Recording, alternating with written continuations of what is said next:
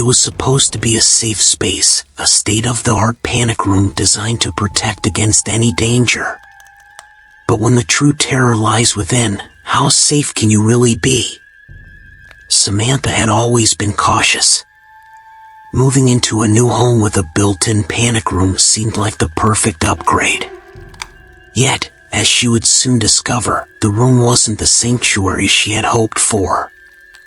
Something was lurking, waiting for the right moment to make its presence known.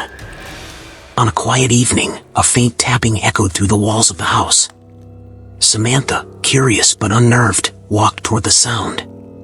The tapping grew louder, more erratic, as if someone, or something, was trying to get her attention. Her heartbeat quickened. The panic room stood there, waiting.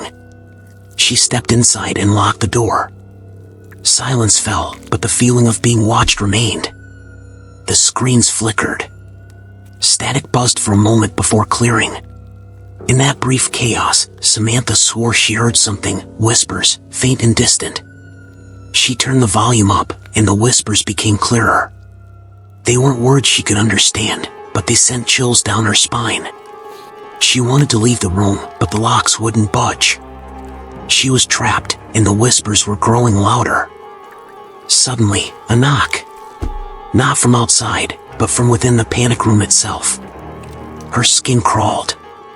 She slowly turned to face the heavy steel door, her breath shallow. The knock came again, more insistent this time. No one should be able to get inside. The room was supposed to be impenetrable. The room had one small mirror, almost decorative, hanging on the far wall. It was there for emergencies, but Samantha had never paid much attention to it until now. Her reflection seemed wrong. It stared back, but its movements didn't match hers. The figure in the mirror smiled, slowly, while she remained frozen in terror. A soft, rhythmic sound started, footsteps, impossibly coming from inside the walls of the panic room. The walls were thick steel, no one could walk in them. Yet, the sound persisted, growing closer, circling her. Samantha's pulse raced, her breathing shallow. There was nowhere to go, nowhere to hide. As the footsteps stopped, the room itself seemed to come alive. The air grew denser, like the walls were breathing. Every inhale from the room matched her own, a sickening synchronization that made her feel as if the space was alive and watching her every move. The temperature dropped sharply, her breath visible in the cold air. The whispers had become unbearable, filling the room with a cacophony of distorted voices. Her reflection still stared back at her, that unnatural smile fixed in place. Samantha tried to scream, but no sound came out. It was as if the room itself had stolen her voice. She pounded on the door, her fists useless against the thick steel, the reflection in the mirror mimicking her every move but with cruel delight. Suddenly, the door clicked open. Silence fell. Samantha ran out, gasping for air, relieved to be free from the oppressive space.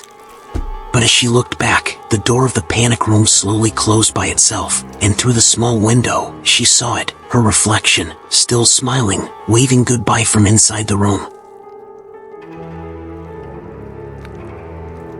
The panic room was designed to protect against external dangers, but what if the real terror lies within? Samantha escaped, but she could still feel its presence, watching, waiting.